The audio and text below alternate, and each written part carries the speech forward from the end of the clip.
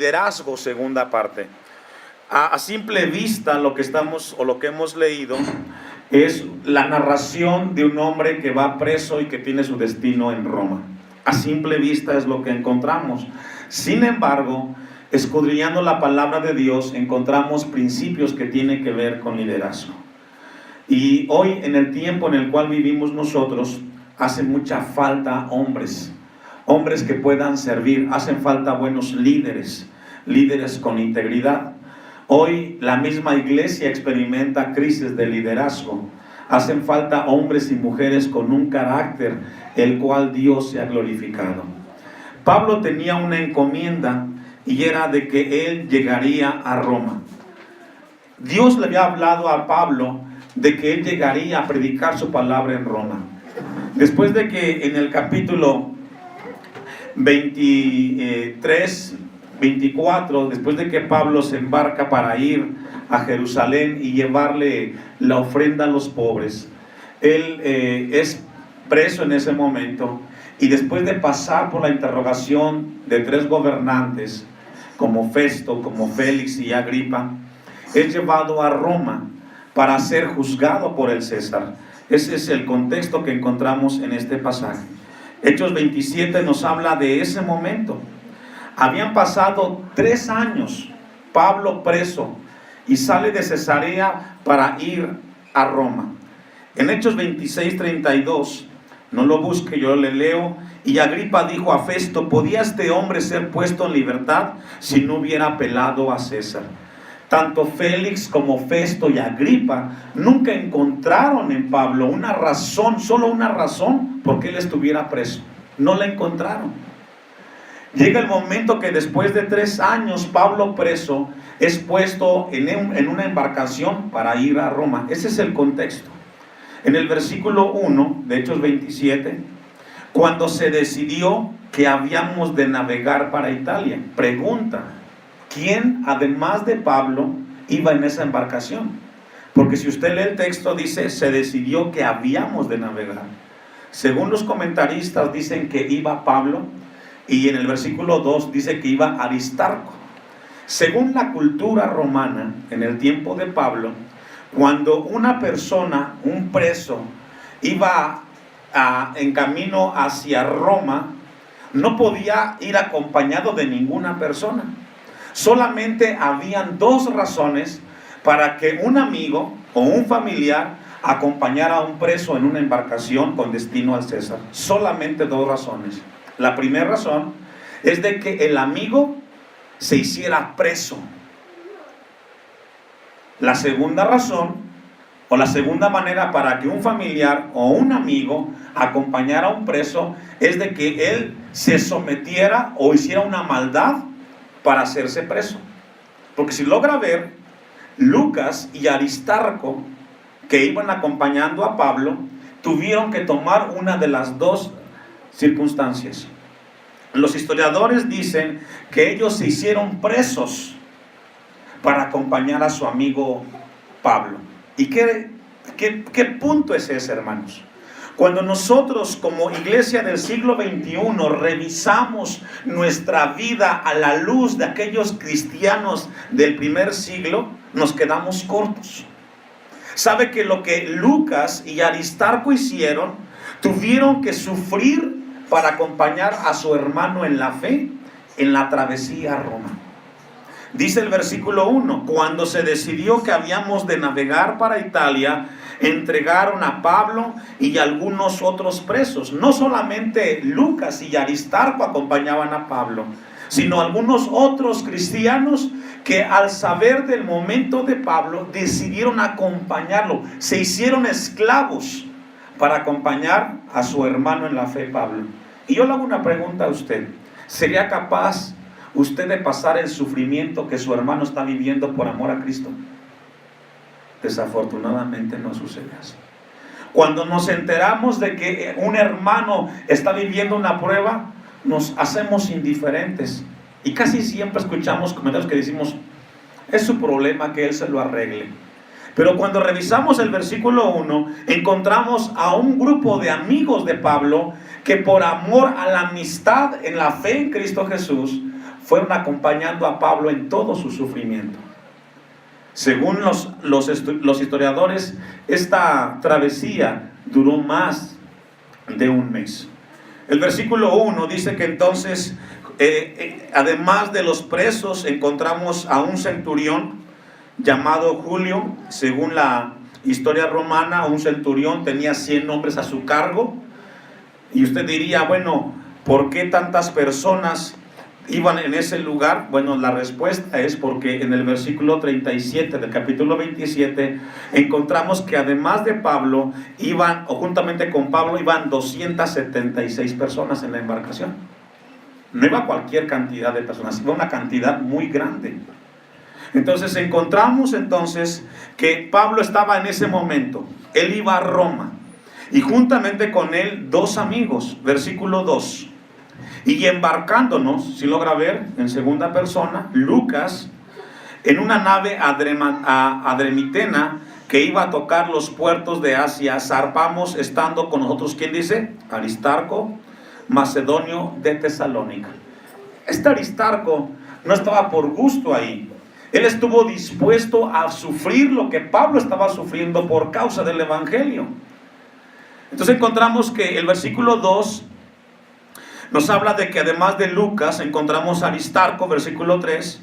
Al otro día llegamos a Sidón y Julio, tratando humanamente a Pablo, le permitió que fuese a los amigos para ser atendido por ellos. El tema de esta predicación, ya le decía a usted, es principios de liderazgo, la segunda parte.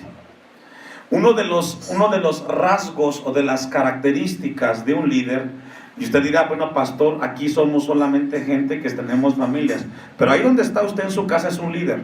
Ahí, como padre, usted es líder de la familia, y ahí como mujer, usted es líder en la casa, porque Dios le confirió a usted unos hijos, y usted es llamado a guiar esos hijos.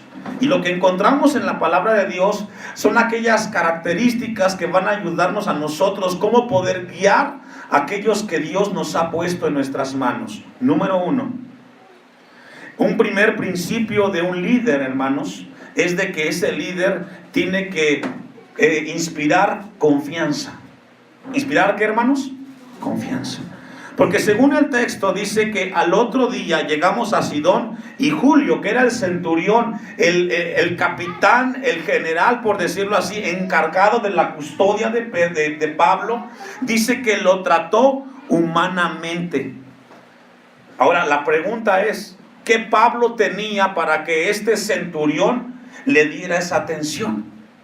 ¿Sabe que es importante, hermanos, entender que somos llamados a inspirar confianza? Y yo le hago una pregunta a usted. ¿Sus hijos le tienen confianza a usted? Porque déjenme decirle que yo he escuchado gente que dicen, hijos que dicen, a mi papá no le doy a guardar dinero porque se lo gasta. A mi papá no le presto el carro porque me lo descompone o porque se lo presta al compadre. Encontramos a un Pablo, el cual inspiró confianza en Julio el centurión. Una primer característica o un primer principio de un líder es de que el líder inspira confianza. Y Pablo le sucedió en ese momento con Julio. Dice el versículo 3, le permitió que fuese a los amigos. Según dicen los historiadores, Flavio Josefo entre ellos, que en ese lugar de Sidón, después del martirio de Esteban, que encontramos en la primera parte del libro de los Hechos, y causa del evangelio y de la persecución que se desató en ese momento, después del martirio de Esteban, se levantó una iglesia en Sidón. Y a esa iglesia, según la historia, se le dio el nombre de los amigos.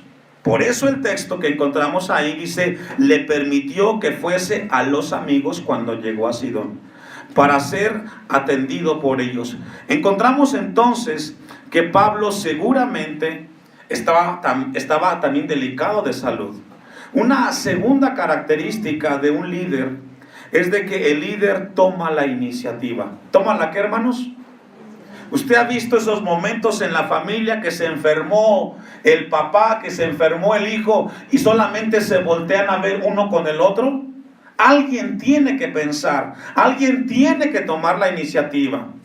Y es ahí donde Dios nos llama a nosotros, a que cuando sucede algo en la casa, somos llamados a tomar la iniciativa. Pablo era preso, y dice el versículo 4, hasta el versículo 10 encontramos el principio. Y haciéndonos a la vela, desde ahí navegamos a Sotavento de Chipre, porque los vientos eran, ¿qué? Contrarios. Y comienza a describir este momento de que Pablo, en ese caminar o navegar hacia Roma, se encontró en un momento que las circunstancias no estaban bien. Y suele pasar que el matrimonio no está caminando bien, la relación no está caminando bien, hay un viento contrario. Pero ¿sabe qué, hermanos? Somos llamados a tomar la iniciativa. Un líder tiene que mostrar una iniciativa frente a los vientos contrarios. Por ejemplo, cuando hay una fricción en el matrimonio, una diferencia, alguien tiene que tomar la iniciativa. Pero pastor, me ofendió, me lastimó, me agredió. Pero alguien tiene que tomar la iniciativa para que las cosas se solucionen. El apóstol Pablo escribió a los filipenses: airaos, ¿pero qué? Pero no pequéis. ¿Qué significa? Se vale enojar, se vale que te molestes porque te hicieron, te dijeron, pero no es la razón, la molestia para que tú digas, me voy. Tristemente, cuando los cristianos no saben de esta parte y tienen un momento de fricción, no saben, pues hasta que él se le ocurra. No, hay que tomar la iniciativa en los vientos contrarios. El versículo 5, habiendo atravesado el mar frente a Cilicia y Panfilia, arribamos a Mira, ciudad de Licia, y hallando allí el centurión una nave alejandrina que zarpaba para Italia, nos embarcó en ella. Navegando muchos días despacio, dice esta parte del capítulo 27, y llegando a duras penas frente a Agnido, porque nos impedía el viento, navegamos a Sotavento de Creta frente a Salmón. Y costeándola con dificultad, llegamos a un lugar que llaman Buenos Puertos, cerca del cual estaba la ciudad de Lasea. Sí logra ver que el pasaje nos habla de dificultades que fue encontrando eventualmente la embarcación de Pablo, vientos contrarios, por lapsos de tiempo iban despacio, y nos habla de la circunstancia, no estaba yendo bien la embarcación. El versículo 9, y habiendo pasado mucho tiempo y siendo ya peligrosa la navegación por haber pasado ya el ayuno. Allí el ayuno nos habla, según la historia, de que mientras ellos navegaban en ese momento, cayó el día del Yom Kippur, el día del ayuno para los judíos, que es lo que menciona aquí el texto. Pablo los amonestaba. ¿Quién, hermanos? Pablo. Pero había más de 200 personas ahí, y encontramos que un Pablo tomó la iniciativa y comenzó a hablar con los que iban con Pablo. Versículo 10, diciéndoles: varones, veo que la navegación va a ser con perjuicio y mucha pérdida, no solo del cargamento y de la nave, sino también de nuestras personas. Obviamente Pablo no era un experimentado en la navegación, pero sí lograba identificar que lo que estaba pasando podía traer consecuencias materiales y aún físicas. Y un buen líder sabe tomar una iniciativa importante, identificar esa situación y tomar una iniciativa, hermanos. Una tercera iniciativa que encontramos ahí es de que Pablo no solamente se dio cuenta de la circunstancia, sino que él también fue llamado y tuvo que identificarse con la necesidad. Él era parte de la embarcación. Y esto nos habla de algo que le pasó de igual manera a un hombre de Dios en la Biblia. Y vamos a ir a Nehemías capítulo 4, versículo 16. Dejo un apartado ahí. Y vamos a ir a ver a un hombre de Dios muy similar al apóstol Pablo, y es Nehemías. Nehemías vivió un tiempo difícil después del cautiverio de Israel, después de que el templo fue derribado. Él llega a ver un lugar con mucha necesidad, Pero Nehemías se identificó con la necesidad que estaba viviendo en ese momento el pueblo. Y esto nos habla de un tercer principio, hermanos. Un líder se identifica con la necesidad de aquellos que le siguen. Dice Nehemías 4:16: desde aquel día la mitad de mis siervos trabajaban en la obra, y la otra mitad tenía lanzas, escudos, arcos y corazas, y detrás de ellos estaban los jefes de toda la casa de Judá. Los que edificaban en el muro, los que acarreaban y los que cargaban con una mano trabajaban en la obra, y en la otra tenían, ¿qué dice? La espada. 18. Porque los que edificaban, cada uno tenía su espada ceñida a sus lomos, y así edificaban, y el que tocaba la trompeta estaba junto a mí, dice Nehemías.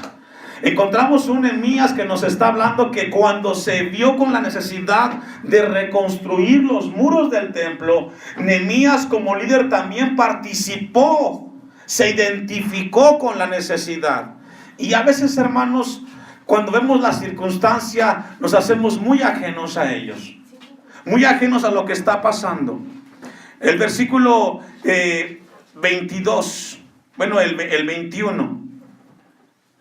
Nosotros pues trabajamos en la obra, y la mitad de ellos tenían lanzas desde la subida del alba hasta que salían las estrellas. Nehemías está diciendo, nosotros trabajamos. No solamente es decir que se hagan las cosas, es también involucrarnos en las cosas que tienen que hacerse. A veces a los hijos les decimos, haz esto, hijo. No somos llamados a involucrarnos en lo que están haciendo en ese momento, hermanos. El versículo 22, también dije entonces al pueblo, cada uno con su criado permanezca dentro de Jerusalén, y de noche sirvan de centinelas y de día en la obra. Encontramos un Nehemías que no descuidó ningún área. Y yo le hago una pregunta a usted. Usted que tiene hijos, usted que está al frente de un hogar, ¿está atendiendo todas las necesidades en el hogar? ¿O está descuidando alguna área? Porque los líderes, aquellos que Dios nos ha puesto para dirigir, nos ha dado la responsabilidad de poderlos guiar a los hijos, en el caso de los padres. Vamos a regresar al texto de Hechos 27, hermanos. Y vamos a abordar el versículo 11. Porque encontramos entonces que un líder, además de tener la iniciativa, inspirar confianza y también de hacerse partícipe con la necesidad, es un líder también debe tener autoridad. Versículo 11. Pero el centurión daba más crédito al piloto y al patrón de la nave que a lo que Pablo decía. Obviamente, el dueño de la embarcación o del barco, pues tenía que darle su crédito al centurión. Versículo 12. Siendo incómodo el puerto para invernar, la mayoría acordó zarpar también de allí, por si pudiesen arribar a Fenice, puerto de Creta, que mira al noreste y sudeste, e invernar allí. Y soplando una brisa del pareciéndoles que ya tenían lo que deseaban, levaron anclas e iban costeando a Creta. Pero no mucho después dio contra la nave un viento huracanado llamado Heroclidón, y siendo arrebatada la nave y no pudiendo poner proa al viento, nos abandonamos a él y nos dejamos, ¿qué dice? Llevar. Encontramos un momento que la embarcación ya no podía. El viento era tan grande, tan fuerte, que ellos se dejaron llevar por las circunstancias, según el versículo 14. Dice el 15, y siendo arrebatada la nave y no pudiendo poner proa al viento, nos abandonamos a él y nos dejamos llevar. Y habiendo corrido a sotavento de una pequeña isla llamada Clauda, con dificultad pudimos recoger el esquife. Y una vez subido a bordo, usaron de refuerzos para ceñir la nave, y teniendo temor de dar en la sirte, arriaron las velas y quedaron a la deriva. Y encontramos entonces que la embarcación comienza a tomar un giro muy difícil, muy complejo, pero de repente encontramos en el versículo 21, entonces Pablo, como hacía ya mucho que no comíamos, puesto en pie, en medio de ellos dijo: habría sido por cierto conveniente, oh varones, haberme oído. Pablo anteriormente les había exhortado que la embarcación tenía que parar porque estaban los vientos muy fuertes.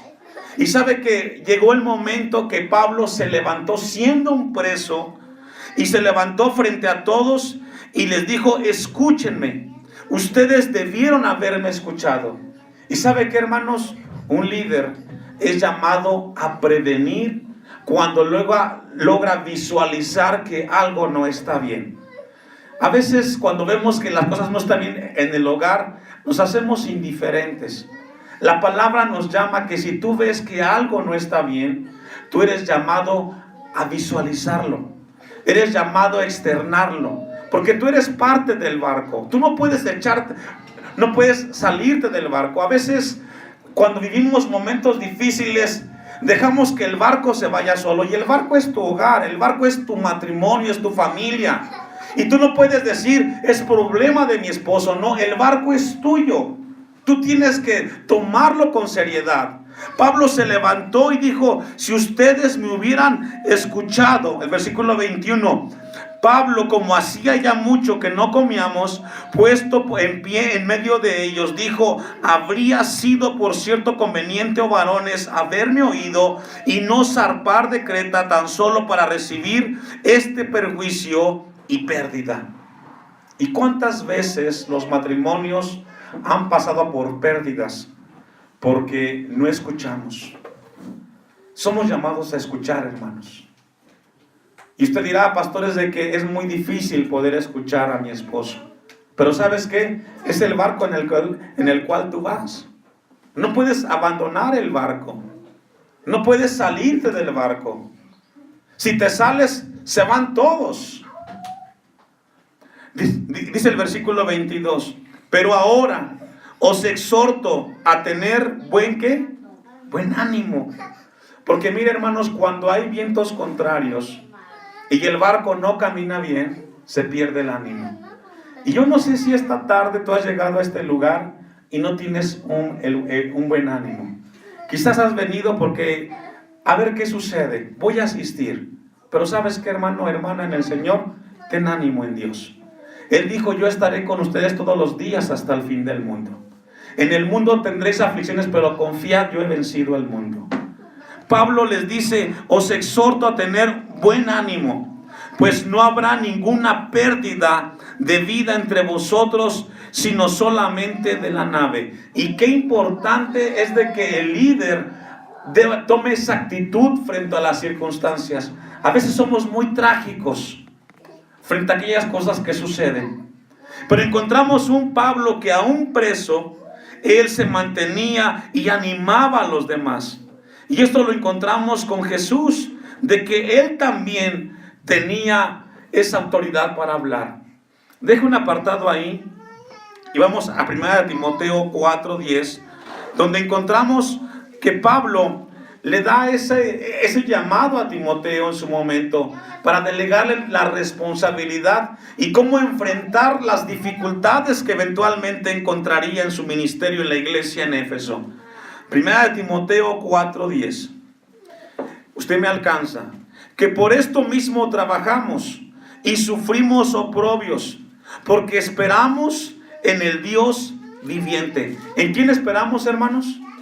A veces pensamos que vamos a tener una recompensa, pero realmente la recompensa que tendremos en nuestra vida, hermanos, viene de Dios. A veces queremos la recompensa que nos lo dé el hermano, que nos lo dé el esposo. Pero ¿sabes qué? El apóstol Pablo le dice a Timoteo: hemos trabajado, hemos sufrido, pero ¿sabes qué? Esperamos en Dios. ¿Cómo lo podemos interpretar en nuestra vida contemporánea? ¿Sabes qué? A veces usted dice: pastor, yo me esfuerzo con mis hijos, trabajo tanto. y nadie me da un abrazo. ¿Sabes qué? Espera en Dios. Él te dará la fortaleza. Él te guardará. Él te sostendrá. A veces es muy grande la adversidad y esperamos en algún momento el consuelo, pero ese vendrá de Dios. Dice el texto, que es el Salvador de todos los hombres, mayormente de los que creen. Esto manda y enseña a Timoteo. Ninguno tenga en poco tu juventud. Que nadie te menosprecie, porque quizás eres joven. ¿Sabes qué? La bendición vendrá de Dios. Dice el texto, sino sé ejemplo de los creyentes en palabra, conducta, amor, espíritu, fe y pureza. ¿Y sabe qué? Un buen líder, además de tomar la iniciativa y tener autoridad, es llamado a dar ejemplo. ¿A dar qué? Ejemplo. Hacen falta buenos ejemplos. Hacen falta buenos ejemplos en casa. El consejo y la enseñanza es buena, pero si no hay ejemplo de la enseñanza en el hogar, la palabra no tiene sentido. Vamos a ir concluyendo y vamos a ir a Hechos 27, 22 y ya vamos a ir concluyendo. Encontramos entonces, no pierda de vista, es una embarcación que ha transcurrido los días, semanas y quizás ya meses, donde han encontrado muchas dificultades. Y puede ser tu barco, que tiene mucho tiempo con problemas, con muchas dificultades. Quizás tu barco tiene 10, 15, qué sé yo cuántos años tenga, enfrentando vientos contrarios. Dice el 22, pero os exhorto a tener buen ánimo, pues no habrá ninguna pérdida de vida entre vosotros, sino solamente de la nave. Porque esta noche ha estado conmigo, ¿quién? El ángel de Dios, de quien soy y a quien sirvo. Encontramos de que Pablo, dentro de su adversidad, tuvo una visita de Dios. Y usted dirá, bueno, pastor, a mí Dios no me visita. Pero ¿sabes qué? Sí te habla con su palabra. Y esta tarde Dios te está hablando.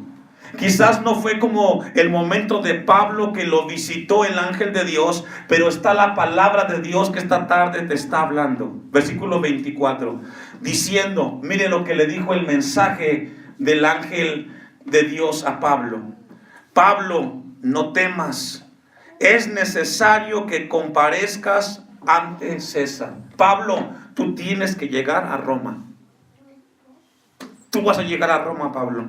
Y he aquí, Dios te ha concedido todos los que navegan contigo. Por tanto, oh varones, una vez tened buen ánimo, porque yo confío en Dios que será así como se me ha dicho. ¿En quién confiaba Pablo, hermanos? En Dios. Somos llamados a confiar en Dios por muy grande que sea la tormenta, hermanos. ¿Sabe que Dios le había dicho a Pablo que él llegaría a Roma? Y sabe que, hermanos, un buen líder sabe lidiar con las adversidades. Hacen falta, yo le decía a usted cuando iniciamos la predicación, hacen falta buenos líderes. En una ocasión yo le dije a la iglesia algo muy importante. En el hogar, la mujer es la clave o es el clavo del asunto. O el hombre también es la clave o el clavo del asunto. Para seguir adelante o para que se estanque el hogar.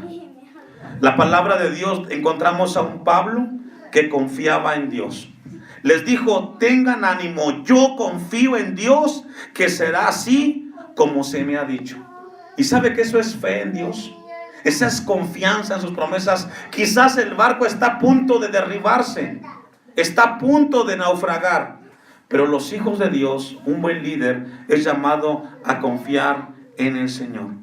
Vamos a concluir en 1 Tesalonicenses 5:14 en este pasaje, donde Pablo da un mensaje muy importante a los hermanos en Tesalónica. El mensaje esta tarde, hermanos, hermanas, es a tener confianza en Dios. A pesar de la adversidad que esté viviendo el barco, confiemos en Dios. 1 Tesalonicenses 5:14. También os rogamos, hermanos, que amonestéis a los ociosos, a que alentéis a los de poco ánimo, que sostengáis ¿a quiénes? A los débiles, que seáis pacientes. ¿Con cuántos? Pastor, usted no sabe cuánto tengo que lidiar en casa. Sí, pero esta tarde Dios te dice lo que acabamos de leer. Les rogamos, hermanos, que amonestéis a los ociosos, que alentéis a los de poco ánimo, que sostengáis a los débiles, que seáis pacientes para con todos. Mirad que ninguno pague a otro mal por mal, antes seguid siempre lo bueno, unos para con otros y para con todos. Estad siempre gozosos, orad sin cesar y dad a Dios gracias en todo, porque esta es la voluntad de Dios para con vosotros en Cristo Jesús. Este pasaje, hermanos, nos debe de motivar esta tarde, animarnos a mantenernos firmes. Por muy difícil que sea la tempestad que estás viviendo, sé paciente, amonesta, anímalos y dale a Dios gracias. ¿Sabes por qué? Tienes una familia. Quizás no es la perfecta, pero es la familia que Dios te ha dado. Vamos a ponernos de pie y darle a Dios gracias por